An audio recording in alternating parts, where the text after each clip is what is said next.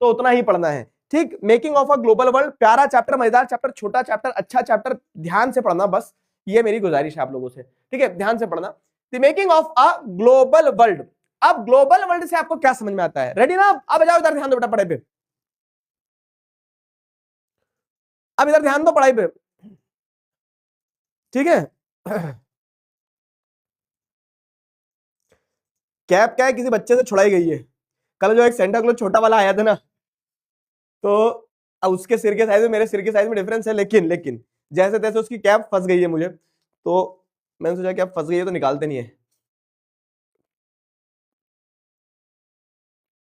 ठीक है, क्लियर है? हाँ, छोटा चैप्टर है।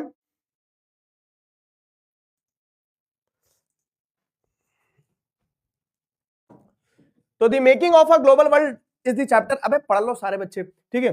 तो making of a global world, अब अगर जैसे इस चैप्टर को समझोगे ना, तो क्या है, दो चीजें बताई गई है। सबसे पहले ये समझना ग्लोबल वर्ल्ड क्या है। ग्लोबल वर्ल्ड मतलब क्या है कि जैसे हम चैप्टर पढ़ेंगे इकोनॉमिक्स में भी पढ़ेंगे अभी, ग्लोबलाइजेशन चैप्टर जो है, तो ग्लोबल मतलब क्या है कि जो पूरा वर्ल्ड वाइड कनेक्टेड रहे उसको ग्लोबल कहा जाता है, ठीक है। जो वर्ल्ड पूरा कनेक्टेड है उसको ग्लोबल कहा जाता है। तो अगर हम बात करें किस चीज की, अगर हम बात करें कि आज का वर्ल्ड क्या है, ग्लोबल वर्ल्ड है, तो यस आज का वर्ल्ड ग्लोबल वर्ल्ड है। आज पूरा वर्ल्ड जो है आप देखोगे कहीं ना कहीं क्या है, कनेक्टेड है। हर एक कंट्री दूसरे कंट्री से कनेक्टेड है, ट्रेड के थ्रू कैसे भी कनेक्टेड है। तो ग्लोबल वर्ल्ड तो आज है, और ये क्या ग्लोबल वर्ल्ड पहले भी था। तो ये ग्लोबल वर्ल्ड आज आपको ज्यादा कनेक्टेड दिख रहा है, हम इंटरनेट के थ्रू और एयर ट्रांसपोर्ट के थ्रू बहुत तेजी से कनेक्टेड है, बहुत इजीली कनेक्टेड है। लेकिन कनेक्शन जो है आज से हजारों साल पहले भी थे। हजारों साल पहले मतलब क्या है कि आज का वर्ल्ड जो है ना, आज के वर्ल्ड को हम मॉडर्न वर्ल्ड कहते हैं। तो मॉडर्न वर्ल्ड क्यों कहते हैं? क्योंकि आज मॉडर्नाइज हो गई ये चीजें, और आज कनेक्शन जो है वो बहुत तेजी से है, ठीक है। तो ग्लोबलाइजेशन और economic system that has emerged since last 50 years, तो पिछले 50 सालों में जो वर्ल्ड डेवलप हुआ उसको मॉडर्न वर्ल्ड बोलते हैं। तो मॉडर्न वर्ल्ड ग्लोबल वर्ल्ड है क्या? शब्द समझना, ग्लोबल वर्ल्ड मतलब कनेक्टेड होना। तो मॉडर्न वर्ल्ड ग्लोबल वर्ल्ड है, yes modern world is a global world. अब लेकिन अगर बात करें क्या कि प्री मॉडर्न वर्ल्ड जो था, ठीक है, मॉडर्न वर्ल्ड एक ग्लोबल वर्ल्ड है। अब अगर बात की जाए प्री मॉडर्न वर्ल्ड की, तो प्री मॉडर्न वर्ल्ड क्या है? तो 50 सालों में जो वर्ल्ड में कनेक्टिविटी बनी है उसको तो आप मॉडर्नाइजेशन कह रहे हो, मॉडर्न वर्ल्ड कह रहे हो। लेकिन उससे पहले जो वर्ल्ड था उसको प्री मॉडर्न वर्ल्ड कहा जा रहा था, मतलब और पुराना जो समय था, जो पुराने दिन थे हजारों साल पहले। तो अब मेरा आपसे एक सवाल ये बताओ कि क्या हजारों साल पहले की दुनिया भी आपस में कनेक्टेड थी? क्या हम बोल सकते हैं कि pre modern world was a global world? बताओ, क्या हम ये बोल सकते हैं कि pre modern world was global world? बताओ जल्दी, क्या हम ये बोल सकते हैं कि pre modern world was modern world?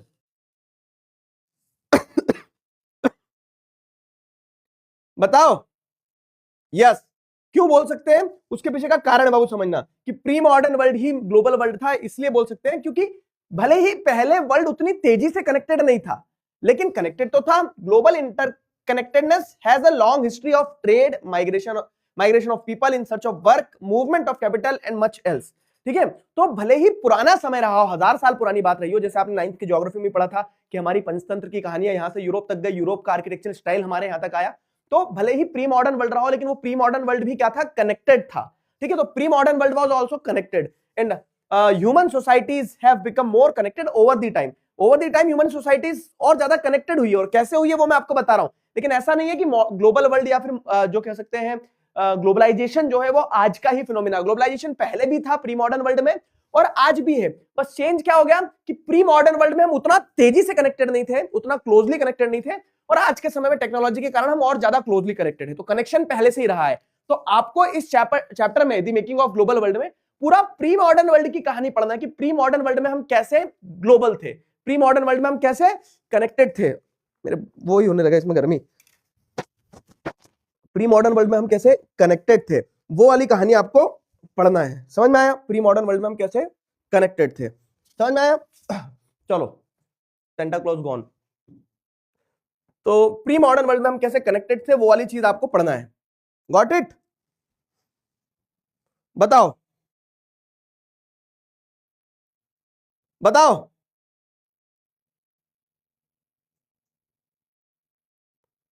नाक रुकी हुई है, हाँ यार बड़ी दिक्कत हो रही है, सर्दी बहुत भयंकर है, तबीयत गड़बड़ है मेरी थोड़ी। क्लियर हुआ? चलो,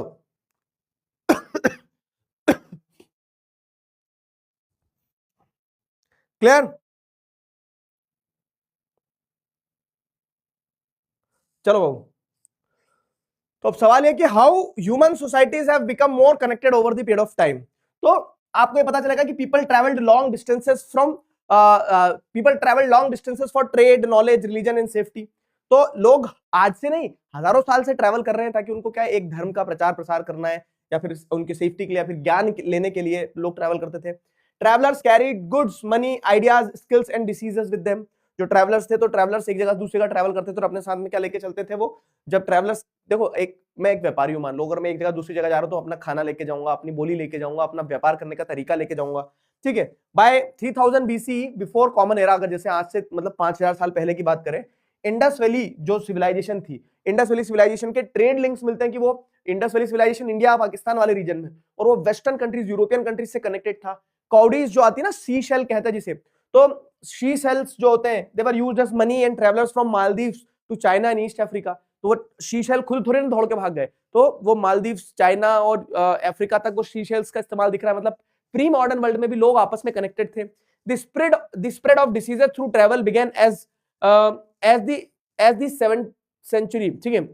आगे अगर पढ़ेंगे अपन तो आपको पता चलेगा कि बीमारियां भी जो ना एक कॉन्टिनेंट से दूसरे कॉन्टिनेंट में पहुंची, तो बीमारियां उड़ के तो नहीं पहुंच गई होगी, लोग लेके गए होंगे वो बीमारियां, ठीक है। By 13th century global connections were clearly established. तो 13th सेंचुरी में तो आपको एविडेंसेस मिलते हैं कि ट्रेडर्स के अकाउंट्स मिलते हैं, स्पिरिचुअल कह सकते हैं मॉन्क्स वगैरह के एक जगह से दूसरी जगह जाने के रिकॉर्ड्स, रिटर्न रिकॉर्ड्स मिलते हैं। तो ये सारे पॉइंट्स ये दर्शाते हैं कि पहले ट्रेड के लिए, नॉलेज के लिए, स्पिरिचुअल फुलफिलमेंट के लिए, कि मतलब आदमी खुद के आध्यात्म की कह सकते हैं ना पूर्ति करने के लिए लोग जो है वो ट्रैवल करते थे। समझ में आया? लोग जो ट्रैवल करते थे, और लोग जो ट्रैवल करते थे तो वो डेफिनेटली एक वर्ल्ड को ग्लोबल वर्ल्ड बनाने के उस पे थे, कगार पे थे।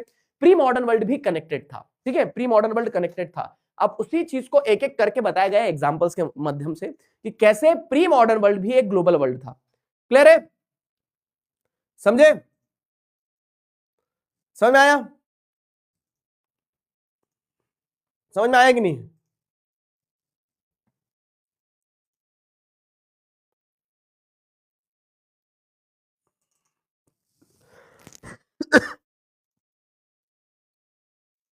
क्लियर हुआ?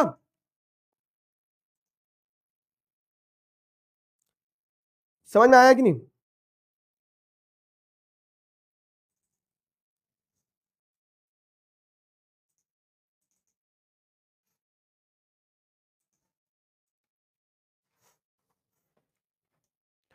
सिक्सटींथ को ब्रह्मास्त्र दिया था, अभी तक नहीं आया, कॉल किया, बोला आ जाएगा, अभी तक नहीं आया।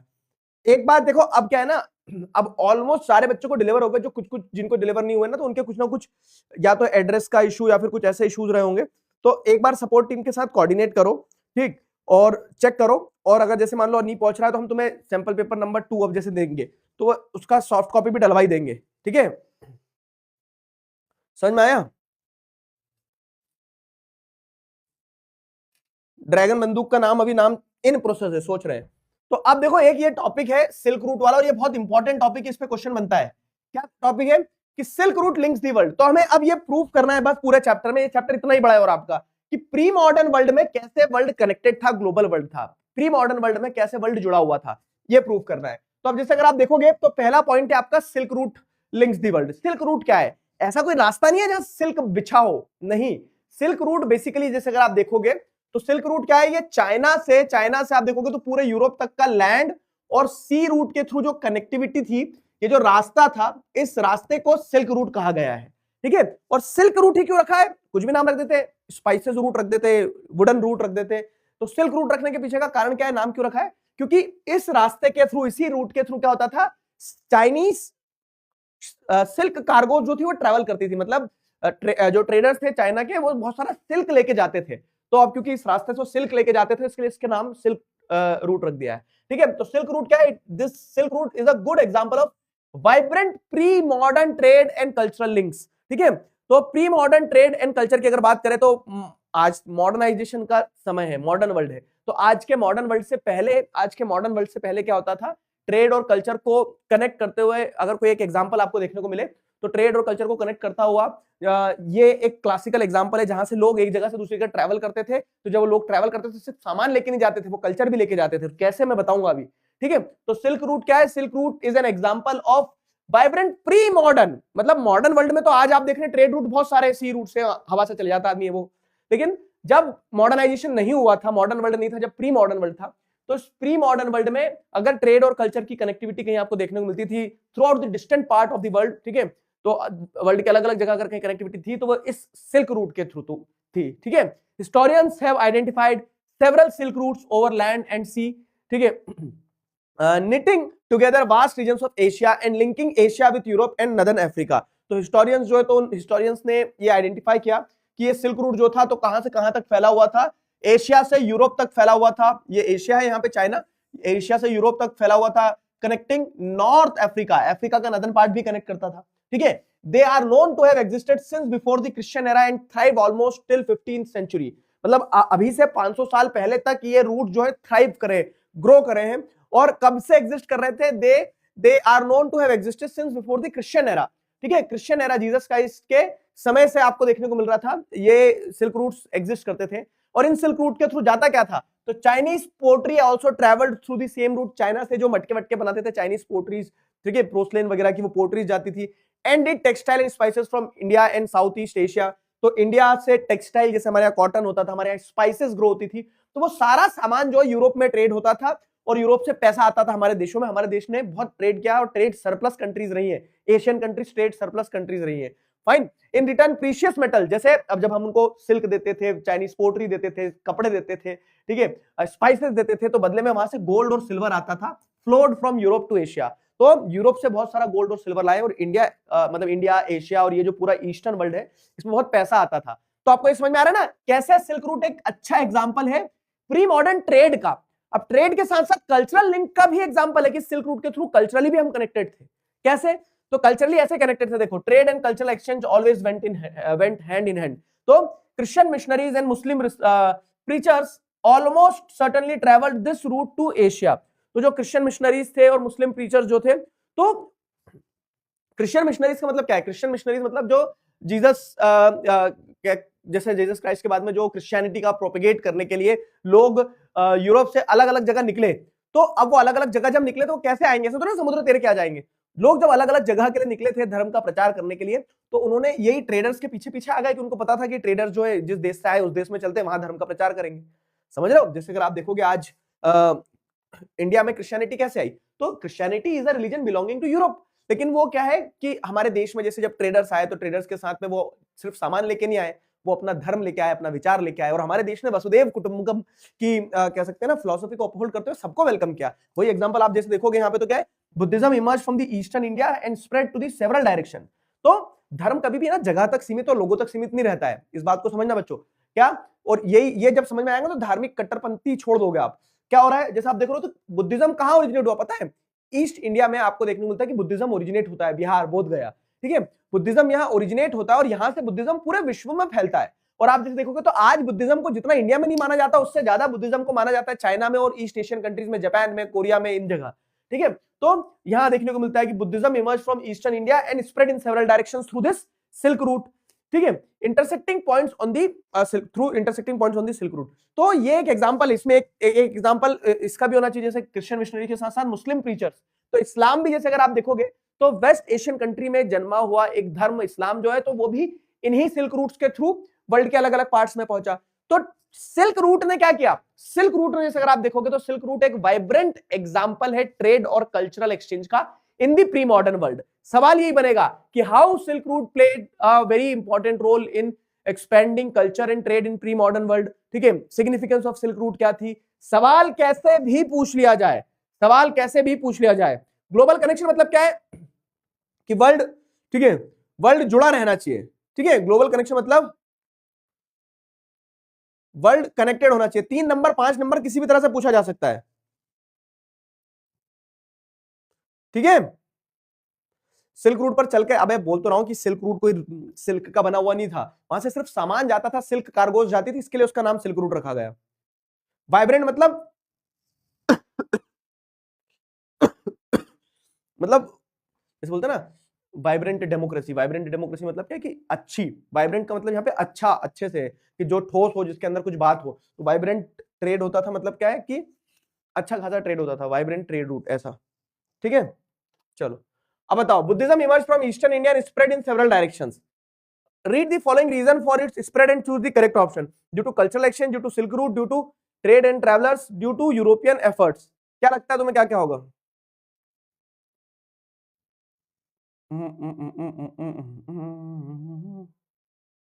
हाँ बताओ जरा, what do you guys think, क्या होगा राइट आंसर?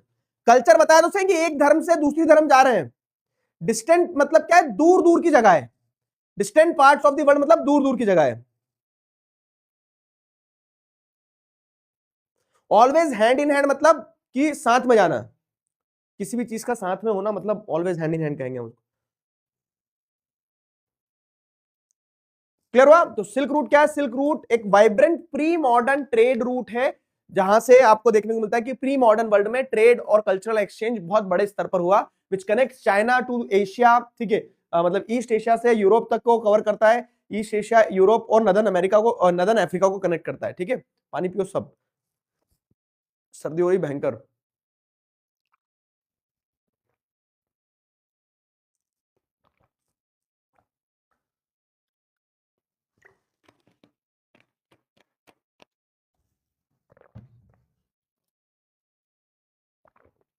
क्लियर हुआ?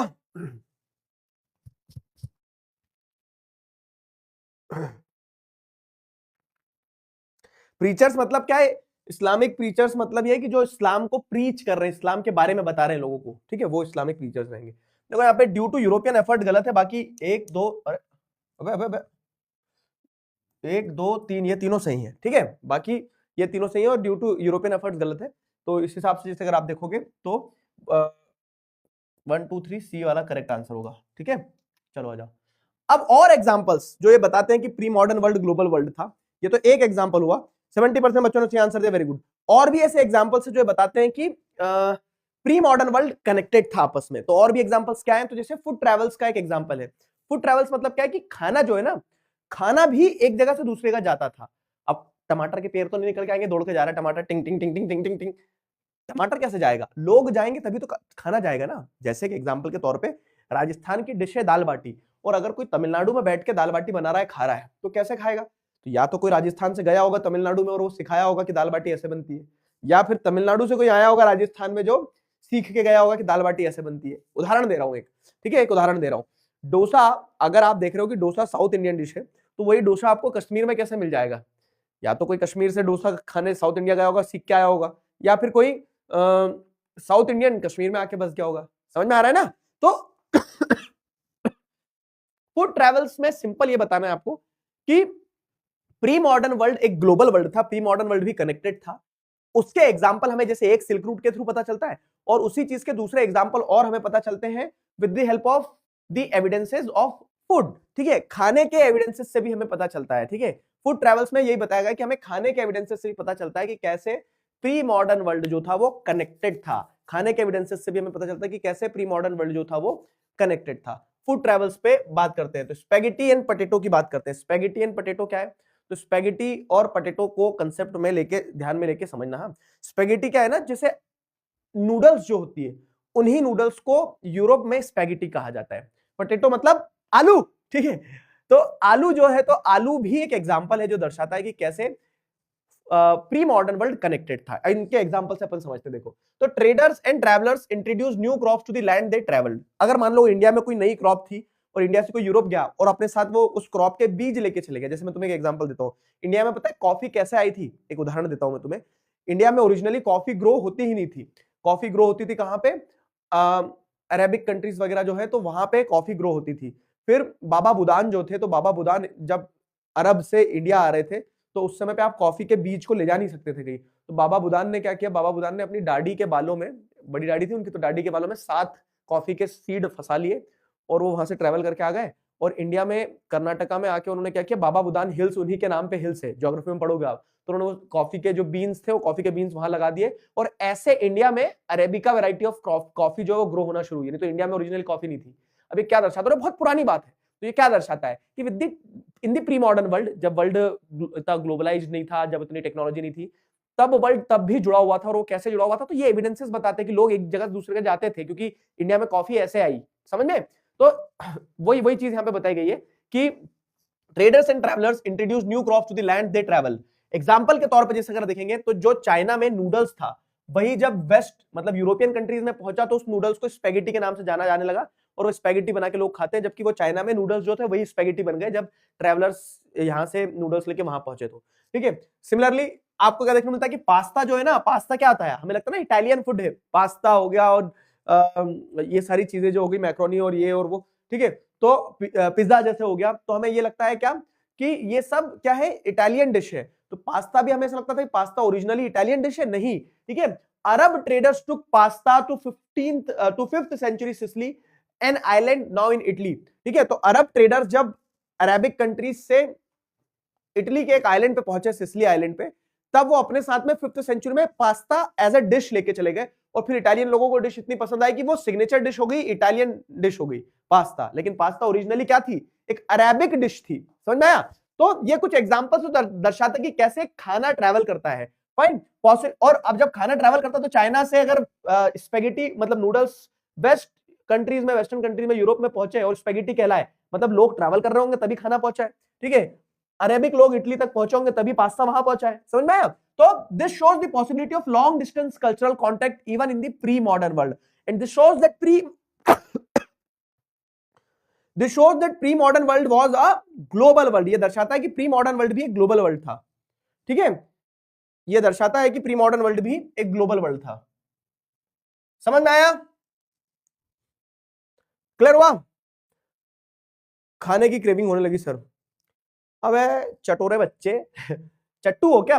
तो ये समझ में आ रहा है, एग्जांपल से समझ में आ रहा है कि कैसे, यार मेरी आज हिम्मत नहीं हो रही खड़े होने की, लेकिन मैं तुम्हें समझा रहा हूं तो समझ जाओ, तो बहुत मांगूंगा कि कैसे प्री मॉडर्न वर्ल्ड जो है, तो प्री मॉडर्न वर्ल्ड कनेक्टेड था, प्री मॉडर्न वर्ल्ड कैसे एक ग्लोबल वर्ल्ड था, समझ में आ गया ना। तो this shows the possibility of long distance cultural contacts even in the pre modern world. अब आ जाओ आगे, क्या है, क्रिस्टोफर कोलंबस की कहानी पे आते हैं अपन। अब आ जाओ क्रिस्टोफर कोलंबस की कहानी पे। क्या है क्रिस्टोफर कोलंबस की कहानी, तो प्री मॉडर्न वर्ल्ड कैसे एक ग्लोबल वर्ल्ड था उसी को दर्शा रहे। तो क्रिस्टोफर कोलंबस यूरोपियन एक्सप्लोरर थे, ठीक है। तो कोलंबिया उन्हीं के नाम पे शहर का नाम रखा गया है। तो क्रिस्टोफर कोलंबस एक यूरोपियन एक्सप्लोरर थे। वो यूरोप से निकले किस चीज के लिए, एक्सप्लोरेशन के लिए, कि यूरोप से निकले, कहीं देखते आता हूँ, घूम के आता हूँ क्या है क्या नहीं है ऐसा करके, ठीक है। तो Christopher Columbus was a European explorer, और अब ये यूरोपियन एक्सप्लोरर निकल पड़े अपने घर से बाहर, और घर से बाहर निकलने के बाद में इनको क्या दिखता है, घर से बाहर निकलने पे इनको दिखता है, घर से बाहर निकलने पे इनको दिखता है कि यार मतलब समुद्र में आ गए, कि समुद्र में अब आ गए तो चले जा रहे ढूंढने निकले थे, पता है, एशियन कंट्रीज। रियलिटी की बात बताता हूँ, तो ये एशियन कंट्री ढूंढने निकले थे क्रिस्टोफर कोलंबस, लेकिन इनको एशियन कंट्री नहीं मिली, और ये जाके टकराए कहाँ पे, जैसे अगर देखोगे आप, ठीक है, ये यूरोप है मान लो, और ये यूरोप के बाद में यहाँ ये अमेरिका है, तो यहाँ से इनकी नाव निकल गई, और ये जाके टकराए कहाँ पे, अमेरिका की जमीन पे। तो क्रिस्टोफर, और उसके पहले तक अमेरिका था, लेकिन अमेरिका वर्ल्ड को नहीं पता था कि ऐसे दो आइलैंड भी है जिनको अमेरिका कहा जाता है, ठीक है। तो क्रिस्टोफर कोलंबस ने जब अपनी जर्नी स्टार्ट करी तो he accidentally discovered Americas, North America और साउथ अमेरिका। और अमेरिका को जब उन्होंने डिस्कवर करा तो देखा कि वहां लोग रह रहे हैं, उन लोगों को इन्होंने रेड इंडियंस नाम दे दिया, जो अमेरिकन नेटिव्स थे उनको रेड इंडियंस कहा गया। तो क्रिस्टोफर कोलंबस ने जब अमेरिका डिस्कवर किया तो अब देखा कि अमेरिका में जो लोग रह रहे थे लेकिन दुनिया से कनेक्टेड नहीं थे, तो वो लोग क्या करते थे, तो many of our common food, जैसे वहां पे वो लोग आलू की खेती करते थे, तो पोटैटोज, सोया, ग्राउंडनट, मेज, tomatoes, chilies, sweet potato and so on were not known to our ancestors until about 5 century ago। तो ये सारा खाना, ये सारी फसलें आज से 500 साल पहले हमें पता ही नहीं थी। क्यों? क्योंकि ये सारी फसलें सिर्फ कहां होती थी, तब अमेरिकन आइलैंड्स पे होती थी। और जब अमेरिका की डिस्कवरी करी क्रिस्टोफर कोलंबस ने, तब ये सारा खाना भी हमें मिलना शुरू हुआ, ठीक है। वहां की क्रॉप्स फिर यूरोप में, एशिया में, वर्ल्ड के अलग अलग जगह पहुंची। तो these crops were first used by American Indians, ठीक है। अमेरिकन इंडियंस क्यों कहा जा रहा है? क्योंकि यूरोपियंस ढूंढने निकले थे इंडिया, लेकिन वो अमेरिका ढूंढ लिया गलती से उन्होंने, ठीक है। तो new food specially potatoes improved health and helped Europe's poor live longer. अब जैसे जब नया नया खाना डिस्कवर हुआ तो आलू की फसल क्या है, सस्ती फसल, लेकिन आलू की फसल एनर्जी रिच फसल। तो यूरोप में, और यूरोप क्या ठंडे प्रदेश है, तो यूरोप में पहले लोगों को अपने आप को गर्म रखने के लिए क्या है ना, कि प्रोटीन इंटेक के लिए वो क्या करते थे, मीट वीट खाते थे, और मीट एक्सपेंसिव होता था। लेकिन जब पोटैटो वगैरह की डिस्कवरी हुई तो गरीब आदमी आलू खा के अपना पेट भर लेता था, और गरीब आदमी जो है, European poors used to live well, ठीक है। फिर वो अच्छे से रहने लगे, क्यों? क्योंकि उनको आसानी से खाना वाना मिलने लगा, ठीक है। तो European poors started living well, ठीक है, तो वो बेहतर तरीके से जीवन जीने लगे, अपना जीवन यापन उनका अच्छा हो रहा था। लेकिन अब यही देखोगे जैसे यहाँ पे बताया गया क्या कि आयरलैंड जो है, तो आयरलैंड में एक बार पोटैटो फेमाइन आ जाती है। समझ में आ रहा है? क्रिस्टोफर कोलंबस ने नई लैंड डिस्कवर करी जिन्हें अमेरिकास कहा गया, तो अमेरिकाज में नया खाना था, नया खाना जब ढूंढ के लाए तो उस नए खाने ने यूरोप के गरीबों की जिंदगी बदल दी, क्योंकि अब गरीब व्यक्ति भी अच्छा खाना खा सकता था क्योंकि आलू सस्ता था। फिर क्या हुआ, लेकिन जब अब इतने डिपेंडेंट हो गए जब लोग आलू पे, तो एक बार क्या होता है, आलू की फेमाइन आती है, आयरिश पोटैटो फेमाइन, मतलब कि आलू की फसल खराब हो जाती है। तो कैसे crop can decide the life and death of people, तो जब आलू की फसल खराब हो गई, आयरिश पोटैटो फेमाइन आई, तो in Ireland dependency on potatoes led to famine in the year 1840s when crops were destroyed by diseases, ठीक है। तो अब क्या है कि बहुत सारे आयरलैंड के लोग जो है वो डिपेंडेंट थे आलू की फसल के ऊपर, जब आयरिश पोटैटो फेमाइन आता है तो सारे लोगों के क्या होते हैं, घर तबाह हो जाते हैं, क्योंकि उनको खाने को नहीं मिल रहा था, और many people died in this Irish potato famine.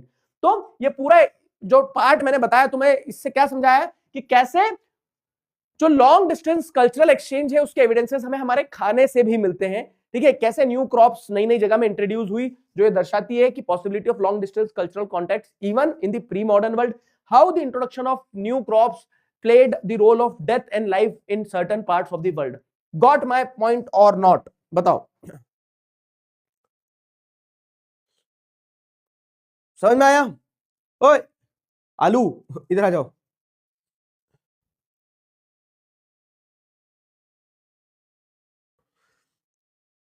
Science और मैथ्स के वाले चैप्टर भी कंप्लीट नहीं हुए क्या, जो तुम्हें दिए हैं ब्रह्मास्त्र 2 में?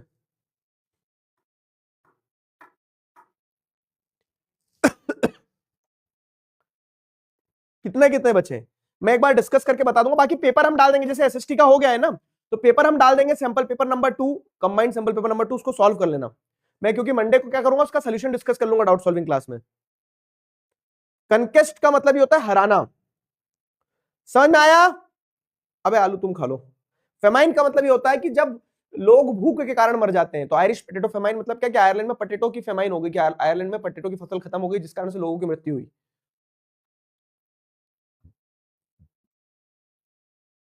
ठीक है, क्लियर हुआ?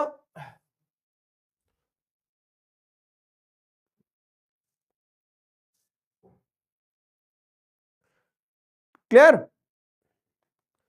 आयरिश पोटैटो फेमाइन मतलब आयरलैंड में पोटैटोज जो है, तो उन पोटैटोज का क्या हुआ आपको देखने को मिलता है, आयरलैंड में पोटैटो जो है, पोटैटो की फसल जो थी वो खराब हो जाती है। That was Irish potato famine. Test कहां करना है? टेस्ट जो आपको आंसर शीट दी है ना, उन पे करना है, ठीक है। क्लियर? ये पिक्चर में कौन है? ये पिक्चर में बताया गया कि आयरलैंड में जब पोटैटो फेमाइन आई थी, तो जैसे लेबर है वो खराब हुई फसल में कुछ आलू ढूंढ रहे हैं, अगर मिल जाए तो उनकी फैमिली को खाना मिल जाए। इन दी in the early years of 19th century, the production of which of the following food item brought about fundamental changes in the lives of poor people in Europe? बताओ कौन सी क्रॉप के इंट्रोडक्शन से, जल्दी बताओ। हाँ जी बताइए, लीडर बोर्ड पढ़ रहा हूं पिछले वाला। सोनम कुमारी, श्रेष्ठ राय, निशा मीना, दिशा तुम्हारी है, ठीक है, ऋषिका भैयू जी, यश नारायण, दीक्षा अग्रवाल, श्रद्धा और रिचा धाम। ये पिछले वाले क्वेश्चन के लीडर बोर्ड पे जो बच्चे थे टॉप पे उनका है। इस क्वेश्चन का आंसर तो जरा जल्दी, ये तो इजी है यार, ये तो बनना चाहिए। हाँ, ये चैप्टर में देखो, एक टॉपिक तो अपन ने देख लिया सिल्क रूट वाला, दूसरा जैसे फूड ट्रेवल्स वाला देख लिया। अब तीसरा टॉपिक जो है, लास्ट टॉपिक इस चैप्टर का, बस इतना ही बड़ा चैप्टर है, तीसरा टॉपिक जो लास्ट टॉपिक है, अपन पढ़ेंगे कनकेस्ट ट्रेड एंड डिसीजेस वाला, कनकेस्ट ट्रेड एंड डिसीजेस वाला, है ना। आ जाओ तीसरा टॉपिक पे आते हैं, तीसरा टॉपिक शुरू करते हैं, कनकेस्ट ट्रेड एंड डिसीजेस वाला। 82% बच्चों ने सही आंसर दिया, वेरी गुड। अब तीसरा टॉपिक है कनकेस्ट डिसीजेस एंड ट्रेड, ठीक। तो अब एक एक पहले शब्द समझ लो। कनकेस्ट मतलब क्या है? हराना। जब आप किसी को हराते हो ना, तो उसको बोलते हैं कनकेस्ट।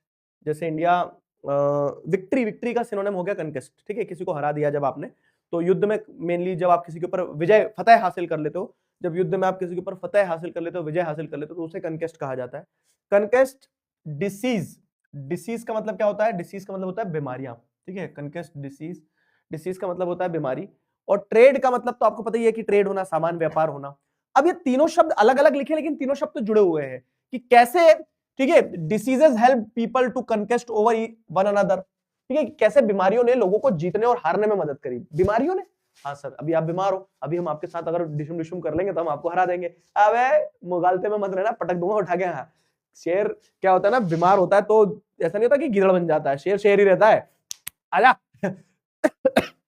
लेकिन जोक सपाट, जो मैं बता रहा हूं कि डिसीजेस ने क्या किया, यूरोपियंस को जैसे क्या करा ना, अमेरिकन को हराने में मदद करी, कैसे अभी बताऊंगा। और ट्रेड, तो कैसे प्री मॉडर्न वर्ल्ड में ट्रेड जो है तो होता था, और कैसे ट्रेडिंग पावर्स जो है वो चेंज हुई over the period of time, वो बताना है हमें। सिर्फ इस चैप्टर का उतना ही पार्ट पढ़ना है कि कैसे प्री मॉडर्न वर्ल्ड में भी वर्ल्ड कनेक्टेड था, वो सिद्ध करना है। तो एक एग्जांपल सिल्क रूट से देख लिया, दूसरा फूड ट्रैवल से देख लिया, अब तीसरा अपन यहां देख रहे हैं कन्क्वेस्ट, डिसीज एंड ट्रेड से। तो in the 16th century, European sailors found a sea route to Asia and also successfully crossed western oceans to America. 16th century है ना, सेंचुरी ऑफ एक्सप्लोरेशन कहलाई गई है दुनिया में। 16th century मतलब 1500 से 1600 के बीच में। इस 16वीं शताब्दी में क्या देखने को मिलता है आपको, इस 16वीं शताब्दी में आपको देखने को मिलता है कि यूरोपियंस ने एशिया का रास्ता ढूंढ लिया कि एशिया कैसे जाते हैं, यूरोपियंस ने अमेरिका ढूंढ लिया, क्रिस्टोफर कोलंबस ने अमेरिका ढूंढ लिया। तो इन्हें जब नई नई जगह ढूंढी तो उनको बड़ा मजा आता था, चलो चलो चलो, ऐसा रहता ना कि नई, आपने कोई नया स्पॉट ढूंढ लिया था, चलो चलो चलो घूमने चले। तो इन्होंने नई नई जगह ढूंढी थी, तो ये लोग है ना जगह जगह जा रहे थे, जगह जगह क्या कर रहे थे, मतलब अपने आप को स्थापित कर रहे थे, देवर कनकरिंग दी नेटिव रूलर्स। तो जैसे ये यूरोपियंस क्या एशिया आए, तो before this the Indian Ocean trade was very active, linking goods, ठीक है, people and ideas. India played a central role in this trade networks. Europeans entry expanded and redirected trade towards Europe. तो जब आप देखोगे तो इन्होंने नए trade route explore नहीं किए थे, तो इसके पहले तक इंडिया जो है तो इंडिया बहुत डोमिनेटिंग पोजीशन में था वर्ल्ड ट्रेड सेंटर में। लैंड के थ्रू हम ट्रेड करते थे, सिल्क रूट वगैरह के थ्रू ट्रेड होता था। लेकिन जब रूट्स वगैरह डिस्कवर हुए तो यूरोपियंस ने एंट्री कर ली। क्या यूरोपियन सी रूट के थ्रू आए, चलते थे, एक एक दो दो महीने में पहुंचते थे, वहां से निकलते थे, समुद्र जहाज पे चल के आते, मतलब जहाज लेके आ जाते थे, इंडिया आ जाते थे, ठीक है। तो इंडियन ओशन में ट्रेड जो था, तो इंडियन ओशन में ट्रेड बहुत बसलिंग ट्रेड होने लगा, मतलब बिजी ट्रेड होने लगा, बहुत ज्यादा शिप्स आने लगी, जाने लगी, इधर से उधर से पैसा लेके आते थे, इधर सामान लेके जाते थे। तो ग्लोबल वर्ल्ड जो है ना, ग्लोबल वर्ल्ड एक तरह से श्रैंक हो गया। श्रैंक हो जाना मतलब सिकुड़ जाना। दुनिया सिकुड़ गई सर? नहीं, दुनिया सिकुड़ी नहीं थी, लेकिन अब क्या है ना, जैसे मैं बता रहा हूं कि अब हम बोलते हैं कि आज डिस्टेंस पता ही नहीं चलता, 24 घंटे के अंदर आप घूम के दुनिया में किसी भी हिस्से में जाके आ सकते हो, है ना। तो आज के समय में आपको क्या देखने को मिलता है कि distance is just a matter of fact, क्योंकि एयरलाइन से तो फटाफट यहां से वहां आदमी पहुंच जाता, चले जाता है, आ जाता है, ठीक है, फटाफट आदमी यहां से वहां पहुंच जाता, चले जाता, आ जाता है। तो वही चीज यहाँ पे बताई गई है कि विद टाइम आपको क्या देखने को मिला, विद टाइम आपको देखने को मिल रहा कि जैसे यूरोपियंस ने एंट्री ली और वो सी रूट के थ्रू इंडिया और एशिया आना शुरू कर दिया, तो ग्लोबल वर्ल्ड जो है वो श्रैंक हो गया एक तरह से, और कनेक्टिविटी बढ़ गई, ठीक है, कनेक्टिविटी बढ़ गई। साथ ही साथ क्या, यही यूरोपियन जब अमेरिका पहुंचे तो before discovery America was cut off from the rest of the world. पूरी दुनिया को पता ही नहीं था कि अमेरिका जैसी कुछ चीज भी है। यूरोपियंस को ये तो पता था कि इंडिया जैसी चीज है, एशिया जैसी चीज है, क्यों? क्योंकि सिल्क रूट के थ्रू कनेक्टेड थे। लेकिन अमेरिका तो अपने आप में एक आइलैंड है ना, दूर कहीं। तो अमेरिका जब अपने आप में एक दूर कहीं, दूर दराज के इलाकों में आइलैंड था, और लोगों को पता ही नहीं था, यूरोपियंस को पता ही नहीं था कि अमेरिका जैसी भी कुछ चीज है, तो अमेरिका बहुत लंबे समय तक आइसोलेटेड रहा, अलग रहा, अपना अलग रहा, ठीक है, अपना अलग रह रहा था अमेरिका। मोबाइल गिरा दिया। अमेरिका अपना अलग रह रहा था, बढ़िया, ठीक है। तो America was cut off from rest of the world for millions of years, but after 16th century American land, crops and minerals change global trade and life. लेकिन जब अमेरिका की डिस्कवरी करी तो यूरोपियन देख के हैरान रहेगा, क्यों? क्योंकि इतनी बड़ी जमीन, इतना सारा क्रॉप्स, इतने सारे मिनरल्स, और मतलब अमेरिका वाज बोल सकते हैं ना, America was a type of wealth creation factory. North America और साउथ अमेरिका को जब यूरोपियंस का था, यूरोप इतना बड़ा पिन्नुक सा यूरोप, और इतने से यूरोप में इतने सारे लोग रह रहे थे, एकदम कसम कसम कसम कसम चल रहा था सब कुछ, ठीक है। लेकिन जब उन यूरोप के लोगों ने देखा कि अरे अमेरिका जैसी कुछ चीज है भैया, जो तो बहुत फैली हुई है, ठीक है, अमेरिका जैसी चीज है तो बहुत फैला हुआ है, बड़ा है, विशाल है, तो लोग क्या है, यूरोप छोड़ छोड़ के अमेरिका भागने लगे। अभी देखेंगे अपन, लोग यूरोप छोड़ छोड़ के अमेरिका भागने लगे, ठीक है। और उन्होंने देखा कि अमेरिका में क्या, अमेरिका में जमीन है, अमेरिका में क्रॉप्स है, अमेरिका में मिनरल्स है। तो अब इसीलिए क्या ना कि global trade was directed towards America, सब अमेरिका भागने लगे, ठीक है। Silver from Peru and Mexico increased Europe's wealth. तो यूरोपियंस क्या है, पेरू, पेरू कहां पे, अमेरिका में ही है। अमेरिका को भी जैसे अगर आप देखोगे तो अमेरिका में क्या है, ऊपर आप देखोगे तो ये नॉर्थ अमेरिका है, और नीचे जैसे अगर आप देखोगे तो ये साउथ अमेरिका है, ठीक है। तो साउथ अमेरिका में सारी कंट्रीज है, जैसे यहाँ पे पेरू है, ठीक है, चिली है, पेरू है, और अर्जेंटीना है, प्रागवे है, ब्राजील है, बोलीविया है। तो ये सारी कंट्रीज साउथ अमेरिकन कंट्रीज है। तो इन साउथ अमेरिकन कंट्रीज की अगर हम बात करें तो साउथ अमेरिकन कंट्रीज में क्या हो रहा है देखना, ठीक है। तो इन साउथ अमेरिकन कंट्रीज में जैसे सिल्वर था पेरू में और मेक्सिको में, ठीक है। और ऐसी एक कहानियां भी थी क्या कि there is a city of Eldorado, KGF। तो एल्डोराडो क्या है? एल्डोराडो बेसिकली एक फेबल सिटी ऑफ गोल्ड है। जैसे कहानियों में ऐसा सुनने को आता था कि दूर कहीं एक शहर है जो कि सोने का बना हुआ है। ए, ए, आ, लंका। अब देखो मैं तुम्हें एक बड़ी मजेदार चीज बताता हूं, ऑफ टॉपिक है लेकिन बता रहा हूं। पता है ना, जैसे सनातन धर्म में हनुमान जी है, हनुमान जी ने क्या किया था? राम जी को पार लगाने के लिए जैसे समुद्र पे पुल बनवाया और ये सारा सब कुछ। वैसे आप देखोगे इस्लाम में भी वही कहानी है कि पुल बनाया गया था एक पार से दूसरी पार जाने के लिए। वैसे क्रिश्चियनिटी में भी देखोगे कि पुल बनाया गया था समुद्र के ऊपर। फाइन। हाँ, हनुमान जी जैसा कैरेक्टर आपको क्रिश्चियनिटी में भी मिलेगा और इस्लाम में भी मिलेगा। तो सारे धर्म, मुझे लगता है, मुझे ये मेरा पर्सनल ओपिनियन है, कोई ऑफेंडेड फील मत करना, मुझे लगता है सारे धर्म जो है ना, सारे धर्मों में एक जैसी बातें हैं और सारे धर्म का सोर्स एक ही है।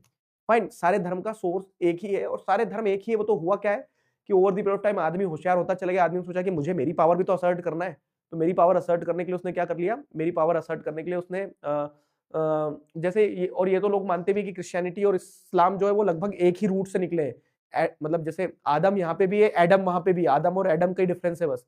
तो और तो क्या है ना कि सारे धर्म ये मानव के द्वारा बनाए गए हुए हैं। परम सत्य एक है, वो ये है कि एक परमात्मा है। फिर जिसने क्या करा? जिसने खेल खिलाने के लिए लोगों को बोल दिया, ले तू भी तेरा रिलीजन बना ले, तू भी तेरा रिलीजन बना ले, but the truth is ultimate and that is one truth. ठीक है, कि कोई है, सुपरनेचुरल पावर है जिसने क्या है? पूरी दुनिया बनाई है, पूरे धर्म बनाए। खैर, मैं जो तुम्हें बता रहा था, तो जैसे ऐसी कहानियां चलती थी यूरोप में कि there is Eldorado in America, मतलब एक फेबल सिटी ऑफ गोल्ड है जिसकी तलाश में फिर क्या, जब लोगों ने सुना कि एक सोने की शहर है, लंका भी था ना सोने का शहर, तो एक सोने का शहर है, उसको ढूंढने के लिए क्या है? बहुत सारे यूरोपियन एक्सपीडिशंस निकले। एक्सपीडिशन मतलब कि लोग खाना वाना पैक करके, ठीक है, अपने बीवी बच्चों से बोलते थे कि अगर जिंदा रहा तो सोना लेके आऊंगा बहुत सारा, ठीक है, जाता हूं। तो इस टाइप से क्या है कि बहुत सारे यूरोपियन एक्सपीडिशंस जो है, यूरोपियन एक्सपीडिशन जो है, तो बहुत सारे यूरोपियन एक्सपीडिशंस निकले for the search of this city of gold. Eldorado की सर्च में निकले बहुत सारे। केजीएफ मूवी में भी वो जो एल्डोराडो वर्ड यूज किया वो इसीलिए कि केजीएफ भी एक तरह की सोने की ही शहर थी ना, ऐसा। ठीक है, समझ में आया? तो अमेरिका की डिस्कवरी हुई, तो अमेरिका की डिस्कवरी के लिए लोग निकल पड़े, एशिया की तरफ लोग निकल पड़े। अब लेकिन जैसे आप यहां पे बताया ना कि कनकेस्ट एंड डिसीज, तो डिसीज का क्या रोल है? तो अब जब लोग यूरोपियंस अमेरिका पहुंचे, तो by mid 16th century the Portuguese and Spanish use diseases such as smallpox as a weapon to conquer America. ये मजेदार चीज मैं बताता हूं। अब मैंने आपको बताया कि अमेरिका एक बहुत लंबे समय तक क्या रहा? कट ऑफ रहा है। अमेरिका एक बहुत लंबे समय तक कट ऑफ रहा है। इसका मतलब क्या है कि अमेरिका एक लंबे समय तक वर्ल्ड के दूसरे पार्ट से जुड़ा हुआ नहीं था। तो अमेरिकन, जो नेटिव अमेरिकन थे ना, जो अमेरिका के ओरिजिनल लोग थे, उनके अंदर उतनी इम्यूनिटी नहीं थी टुवर्ड्स डिसीजेस, क्योंकि उन्होंने कभी डिसीजेस देखी सॉरी, क्योंकि अमेरिकन ने वो डिसीजेस कभी देखी ही नहीं थी। ठीक है, अमेरिकन ने वो डिसीजेस कभी देखी नहीं थी, स्मॉल पॉक्स जैसी। लेकिन जब यूरोपियंस जैसे पोर्टुगीज और स्पेनिश रूलर्स जो थे, जब ये अमेरिका पहुंचे, तो ये इनके पास बम गोले बारूद सब कुछ थे। चाहते तो अमेरिकन को बम गोले बारूद से हरा सकते थे, मार सकते थे, लेकिन before they can defeat American bye there guns and ammunition, ठीक है, the diseases worked in their favour. क्योंकि अमेरिका के नेटिव लोगों के अंदर वो इम्यून सिस्टम उतना डेवलप नहीं हुआ था कि वो स्मॉल पॉक्स जैसी बीमारी से खुद बे खुद लड़ पाए। और यूरोपियंस ने तो बीमारी आ गई, बीमारी के अगेंस्ट में इम्यून सिस्टम भी डेवलप कर लिया, वैक्सीन भी लगा ली, सब कुछ कर लिया। तो जब ये अमेरिकन मतलब जब ये यूरोपियंस बीमारी लेके अमेरिका पहुंचे, तो अमेरिकन उस बीमारी से लड़ नहीं पाए। तो बम गोले बारूद से तो लड़ भी लेते, लेकिन बीमारी से कैसे लड़ते? और बहुत सारी अमेरिका की पॉपुलेशन, जो नेटिव पॉपुलेशन थी, they decimated due to the introduction of foreign diseases such as smallpox. तो यूरोपियंस को अमेरिका को कंक्वेस्ट करने में बम गोले बारूद ने जितनी मदद नहीं करी, उतनी मदद डिसीजेस ने करी। तो diseases help them conquer America. ठीक है, तो native American had no immunity to these European diseases. लिखा सब है, मैं समझा रहा हूं। ठीक है, जो वहां के नेटिव अमेरिकन थे उनके अंदर उतनी इम्यून सिस्टम उतना मजबूत नहीं था। Small pox spread quickly and killed large number of people. Diseases spread even before Europeans reached many area. Europeans नहीं पहुंच पाते, उसके पहले वहां बीमारियां पहुंच गई और बीमारियों ने लोगों को मार दिया। Entire communities were destroyed making conquest easier. तो यूरोपियंस को अपनी दबदबा स्टैब्लिश करने में और आसानी हुई। ठीक है, guns could be captured but diseases could not be fought. ठीक है, बंदूक छुड़ा के तुम्हारे ऊपर चला सकते थे, लेकिन डिसीजेस से कैसे लड़ोगे? ठीक है, Europeans were mostly immune which gave them an advantage. और यूरोपियंस जो थे उन्होंने इम्यून सिस्टम डेवलप कर ही लिया था, जिससे उन्हें एडवांटेज मिला। ठीक है, तो कनकेस्ट डिसीज समझ में आया? अब अगली चीज ट्रेड वाली भी है। यहां तक क्लियर है? बताओ। अब अगली चीज ट्रेड वाली है। रीडायरेक्टेड मतलब क्या है कि उस तरफ मोड़ देना। क्लियर हुआ?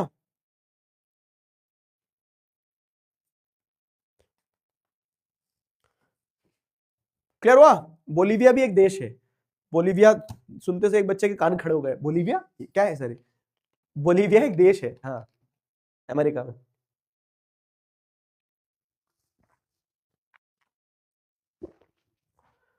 बताओ, कनकेस्ट डिसीज क्लियर हुआ? और ये कनकेस्ट और डिसीज क्या दर्शाते हैं कि प्री मॉडर्न वर्ल्ड भी कहीं ना कहीं एक ग्लोबल वर्ल्ड था, है ना? वही वही चीज ध्यान रखना है।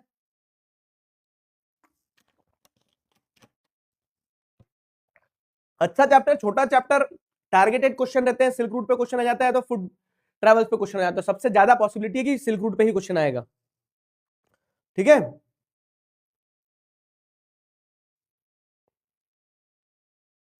क्लियर हुआ?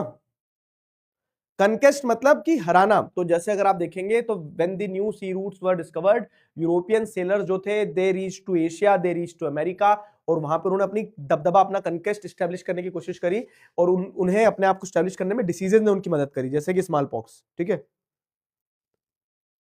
क्लियर हुआ?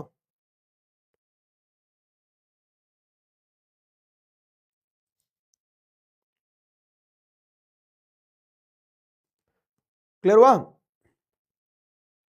इम्यून सिस्टम अपने आप डेवलप होता है क्या? हाँ, इम्यूनिटी अपने आप डेवलप होती है ना। और जैसे क्या है ना कि मान लो अब जैसे सर्दी हुई मुझे, तो अब मेरे अंदर व्हाइट सेल्स भी डेवलप होंगे, व्हाइट सेल्स रहेंगे जो सर्दी से लड़ेंगे, और वो व्हाइट सेल्स जब इस सर्दी से लड़ेंगे, सर्दी से लड़ते लड़ते वो अपने अंदर इम्यूनिटी डेवलप करेंगे कि अगली बार छोटा मोटा ऐसा इन्फेक्शन आएगा अगर सर्दी का, तो व्हाइट सेल्स खुद ब खुद अपने अंदर इम्यूनिटी डेवलप कर लेंगे कि जा रहा है कि नहीं जा रहा सर्दी ऐसा, ठीक है? तो अब देखो क्या है, ट्रेड वाला पार्ट जो बच रहा है, तो what was the situation in Europe until the 19th century? तो यूरोप में अगर आप देखोगे ना तो 19th सेंचुरी तक इन्हें नए नए ट्रेड रूट्स वगैरह ढूंढ लिए, इधर उधर जा रहे थे, लेकिन यूरोप में इंडस्ट्रियलाइजेशन भी हुआ, सब कुछ हुआ। तो यूरोप में ना बहुत गरीबी थी, वहां पर पॉवर्टी था, वहां पे हंगर था, ठीक है, भूखमरी थी, खाने की कमी थी। This was common in Europe in the 19th century. Cities were over crowded, Europe की सिटीज जो है बहुत ज्यादा ओवर क्राउडेड थी, यूरोप की सिटीज ओवर क्राउडेड थी, डेडली डिसीजेज वहां फैल रही थी, रिलीजियस कॉन्फ्लिक्ट्स थे लोगों के बीच में और चर्च के बीच में लड़ाइयां चल रही थी, religious conflicts were frequent and many people were persecuted. Persecuted मतलब क्या कि फिर चर्च पकड़ पकड़ के मुकदमे चलाता था उनके ऊपर, उनको सजा सुनाता था चर्च। तो ये सारे लफड़े चल रहे थे। अब इन्हीं सारे लफड़ों के चलते क्या हुआ, thousands migrated to America to escape these problems. अब ये क्वेश्चन बनता है यहाँ, क्या क्वेश्चन बनता है, why many people fled to Europe in 19th century? मतलब फ्लेड फ्रॉम यूरोप या फिर फ्लेड टू अमेरिका, ठीक है, from Europe to America. Europe छोड़ छोड़ के लोग अमेरिका क्यों भाग रहे थे 19th सेंचुरी में? क्योंकि यूरोप की स्थिति बहुत बेकार थी 19th सेंचुरी में। पॉवर्टी थी, हंगर थी, सिटीज ओवरक्राउडेड थी, डेडली डिसीजेस फैल रही थी, रिलीजियस कॉन्फ्लिक्ट के चलते क्या है, बहुत सारे लोग जो है उनको चर्च जो पकड़ पकड़ के परसिक्यूट, मतलब कि चर्च उनके ऊपर मुकदमा चला रहा था, सजा सुना रहा था। तो उन सबसे बचने के लिए people fled to Europe, sorry people fled to America, ठीक है, fled from Europe to America. America छोड़ छोड़ के यूरोप छोड़ छोड़ के लोग कहा है अमेरिका अमेरिका भागने लगे थे।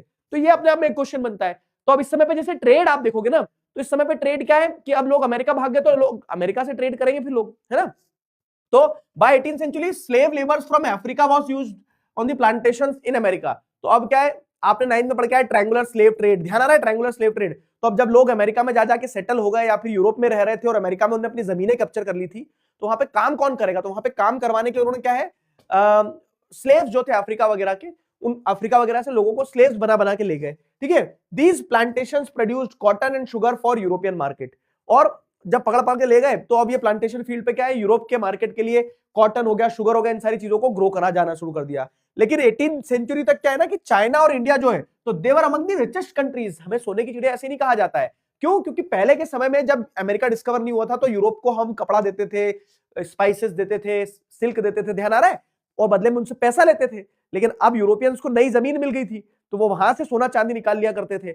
लेकिन उसके पहले तक चाइना और इंडिया बहुत prosperous country of the world थे, ठीक है। चाइना ने अपने आप को, चाइना और इंडिया जो था तो इन्होंने अपने आप को बहुत डेवलप करके रखा था इन टर्म्स ऑफ मनी। तो there were major centre of Asian trade, Asia का पूरा ट्रेड चाइना और इंडिया जैसी कंट्रीज कंट्रोल करते थे। लेकिन from the 15th century China reduced overseas contact and became isolated. तो लेकिन फिर क्या होता है, फिर 15th सेंचुरी से क्या, चाइना में डायनेस्टीज चेंज होने के कारण चाइना ने अपने आप को कंसंट्रेट कर लिया था कि चाइना ने वर्ल्ड ट्रेड में अपना कंट्रीब्यूशन कम कर दिया था, ठीक है, और अपने आप को आइसोलेट कर लिया था। और इंडिया पे आप जैसे देखोगे तो 18th सेंचुरी आते आते क्या होता है, इंडिया पे कब्जा कर लिया जाता है ब्रिटिशर्स के द्वारा। तो इसके चलते इंडिया और चाइना की अब ट्रेड में डोमिनेंस कम होने लगी। अब इंडिया चाइना की जब ट्रेड में डोमिनेंस कम हो रही थी तो एक नया पावर इमर्ज हो रहा था। वो कौन हो रहा था? तो वो नया पावर इमर्ज हो रहा था अमेरिका। तो as America rose and China declined, world trade shifted westwards, Europe became centre of global trade. ठीक है, तो यूरोप क्यों बन गया ग्लोबल ट्रेड? क्योंकि यूरोपियंस के पास ही तो पूरा अमेरिका था। समझ में आया? तो ऐसे आपको देखने को मिलता है कि प्री मॉडर्न वर्ल्ड में भी ग्लोबल कनेक्शंस थे। अब उन ग्लोबल कनेक्शंस में आपने अलग अलग चीज देखी, सिल्क रूट के थ्रू आपने देखा, फूड ट्रेवल्स के थ्रू, और आपने देखा कि कैसे कंकेस्ट और डिसीजेस ने कंकेस्ट करने में मदद करी, और कैसे ट्रेडिंग सेंटर जो है वो वर्ल्ड के चेंज हुए। लेकिन ये ट्रेड होता था, तो ये दर्शाता है कि प्री मॉडर्न वर्ल्ड भी कनेक्टेड था, प्री मॉडर्न वर्ल्ड भी ग्लोबल था। समझ में आई मेरी बात? बताओ, इज दैट क्लियर? बताइए। चाइना ने कॉन्टैक्ट इसलिए रिड्यूस करा क्योंकि चाइना ने क्या कर लिया, चाइना में डायनेस्टीज चेंज हुई थी, चाइना के रूलर्स बदल गए थे। क्लियर हुआ? बताओ बताओ, क्लियर है?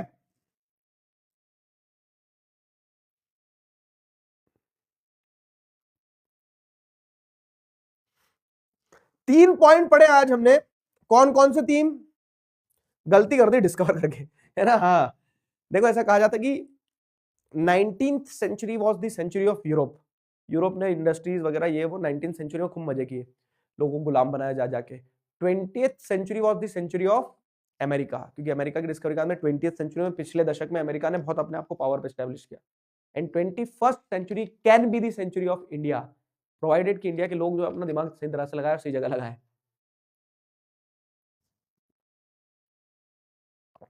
ठीक है,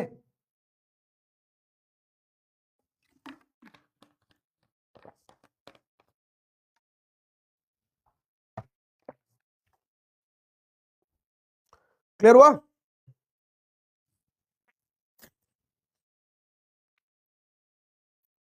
बढ़िया, ठीक है। तो ये अपना पार्ट हुआ कंप्लीट। अब ये बताओ, read the following reasons of migration of people from America, from Europe to America till the 19th century.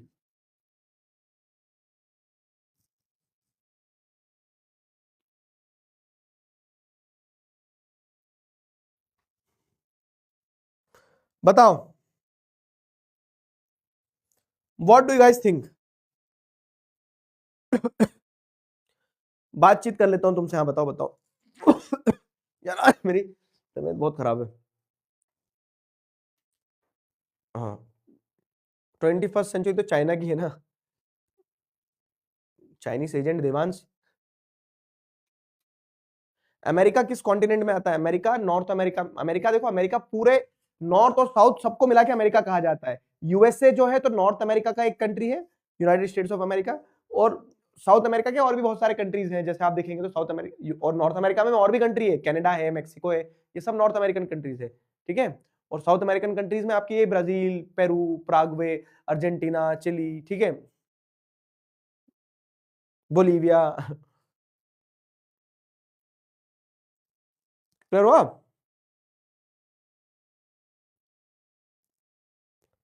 तो हमने रिकैप दे देता हूं एक तुम्हें, क्या क्या पढ़ा। लो, लीडर बोर्ड आ गया क्या? पिछला वाला लीडर बोर्ड, इससे पहले वाला, आयुष सिंह, सोनम कुमारी, श्रेष्ठ राय, गौरी बिजलवान, करण यादव, निशा मीना, नसीब खान, हर्ष, हेमांक और नितिन। ये इससे पहले वाले लीडर बोर्ड के आंसर हैं। और इस लीडर बोर्ड के आंसर है Gauri Bijalwan on the top, ठीक है, निशा मीना, सुभास्मिता साहू, यश, आई लव माय कुछ तो लिखा है आगे, ठीक है, तन्मय, ड्रैगन अनु, नीलेश, मोहम्मद और अलंकृत। तो ये बच्चे इस वाले क्वेश्चन में लीडर बोर्ड पे थे। कितने परसेंट बच्चों ने आंसर दिया? मात्र 48। अब जरा देखो ना कि यूरोप से अमेरिका लोग क्यों जा रहे थे? स्लेव्स फॉर सेल के लिए नहीं जा रहे थे, पॉवर्टी और हंगर था वहां पे, वाइड स्प्रेड डिसीजेस थी, रिलीजियस कॉन्फ्लिक्ट एंड परसिक्यूशन थे। क्लियर हुआ? अब ये देख लो सारा सब कुछ क्या है इस चैप्टर के जो जो कीवर्ड्स है ना, तो ये सारे कीवर्ड्स अपन ने इंक्लूड कर लिए इस चैप्टर में, जो जो आ सकते हैं। आयरिश पोटैटो, फेमाइन, डिसेनेटर्स मतलब कौन है? तो जो यूरोप में जो लोग धर्म के अगेंस्ट में बोल देते थे तो चर्च उनके पीछे लग जाता, तो उनको भागना पड़ता था। तो dissenters are the people who refuse to accept the established belief, कि जो चर्च बोल रहा था उसको लोग अगर क्वेश्चन करते थे तो फिर चर्च उनके पीछे लग जाता, तो वो लोग भागते थे। तो स्टैब्लिश बिलीफ को जो लोग क्वेश्चन करते थे उन्हें डिसेनेटर कहा गया है। ठीक है, तो ये हो गया। अब ये कुछ होमवर्क क्वेश्चंस हैं, और ये होमवर्क क्वेश्चंस के बाद में ये देखो थ्योरी क्वेश्चंस है, तो एक बार रिवाइज भी करवा देता हूं। The pre modern world shrank in 1500। तो आप जैसे बताएंगे कि जब ट्रेड रूट्स ढूंढ लिए तो कनेक्टिविटी हो गई, बसलिंग, आपको ट्रेड देखने को मिला between Asia, America and Europe, ठीक है। तो ऐसे करके प्री मॉडर्न वर्ल्ड श्रैंक होता है। फाइन, लास्ट टॉपिक से, how was the silk route an example of vibrant pre modern trade. तो आप बताएंगे कि सिल्क रूट क्या है, वो रूट है जहां से ट्रेड और कल्चरल एक्सचेंज आपको प्री मॉडर्न वर्ल्ड में ही देखने को मिल रहे थे। तो इस रूट से यूरोप से, मतलब इस रूट से एशिया से यूरोप और नॉर्थ अमेरिका सब कनेक्टेड था। यहाँ से चाइनीज सिल्क कार्गोज जाती थी, चाइनीज पोट्री जाती थी, साथ ही साथ इंडिया से स्पाइसेस और टेक्सटाइल जाता था, बदले में उधर से गोल्ड और सिल्वर आता था। तो ये प्री मॉडर्न ट्रेड रूट का एक वाइब्रेंट एग्जांपल है, ठीक है। अगर ट्रेड के साथ में कल्चर भी पूछ लें, ठीक है, एंड कल्चर अगर पूछ लूं तो कल्चर में आप बताना कि कल्चर कैसे था। तो इसी सिल्क रूट के थ्रू क्रिश्चियन मिशनरीज पहुंचे वर्ल्ड के अलग अलग पार्ट में, बुद्धिज्म अलग अलग पार्ट तक पहुंचा, इस्लामिक प्रीचर्स अपनी प्रीचिंग्स को, टीचिंग्स को अलग अलग जगह तक पहुंचा पाए। How did food promote long distance cultural contacts in pre modern world, explain with example. तो आप फूड के एग्जांपल दोगे, जैसे स्पेगेटी वाला दे सकते हो, पास्ता वाला एग्जांपल दे सकते हो, जो दर्शाता है कि लॉन्ग डिस्टेंस कल्चरल कॉन्टेक्ट था। Explain how global transfer of disease in the pre modern world helped in colonisation of America. तो आप बताएंगे जब पोर्टुगीज और स्पेनिश रूलर्स वहां पहुंचे तो वो ऑलरेडी इम्यून सिस्टम डेवलप करके पहुंचे थे for the disease small pox, लेकिन जब वो वहां पहुंचे तो स्मॉल पॉक्स डिसीज से native American were not immune, और नेटिव अमेरिकन की बहुत बड़ी पॉपुलेशन स्मॉल पॉक्स से मर गई before they could fight with the guns, ठीक है। डिसीज ने ही उनका काम तमाम कर दिया। Why did Europeans flee to America, ये बताया मैंने अभी, ये एमसीक्यू में भी आया कि वहां पे पॉवर्टी थी, डिसीजेस थी, रिलीजियस परसिक्यूशन चल रहा था, रिलीजियस कॉन्फ्लिक्ट के चलते, तो उनको भागना पड़ा ये छोड़ के, ठीक है। समझ में आया? यहां तक सारी चीजें क्लियर है अगर तो बताओ जल्दी से, ठीक है। अगर यहां तक सारी चीजें क्लियर है तो ये 5-6 क्वेश्चन है आपके, 6 क्वेश्चन आपको आंसर लिखना है। Is that clear? ये अगर इतने क्वेश्चंस के आंसर आपको क्लियर है तो ये लिखना है। फाइन, कोई डाउट? आंसर लिखना बेटा। एंशिएंट इंडिया रिच था, बहुत बहुत ज्यादा रिच था। तुमने देखा नहीं हमारे यहां से, अरे ये यूरोपियंस पत्ते लगा के घूमते थे, नंगे नंगे घूमते थे, पत्ते लगा के, जिंगल आला हो, जिंगल आला हो। हमने इनको सिखाया है, क्या सिखाया हमने इनको? सिखाया है कि कैसे कपड़े पहनते हैं और कैसे कच्चा चबा जाते थे खाना। तो हमने सिखाया कि मसाला डाल, जब स्वाद आएगा उसमें। वो तो समय का पहिया घुमा, हमारे लोग आपस में लड़ते रहे और इन्होंने आके हमें गुलाम बना लिया, ठीक है। क्लियर हुआ? कोई डाउट?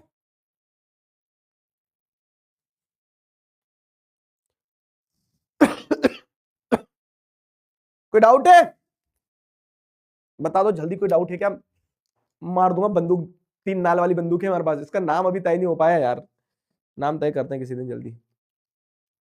पीपीटी जल्दी डाल देना, अभी डाल रहा हूं, ठीक है। मेरी तुम्हारी हम सबकी क्रिसमस। तो जाओ अब एंजॉय करो, 8 बजे क्लास है ना तुम्हारी अब अगली।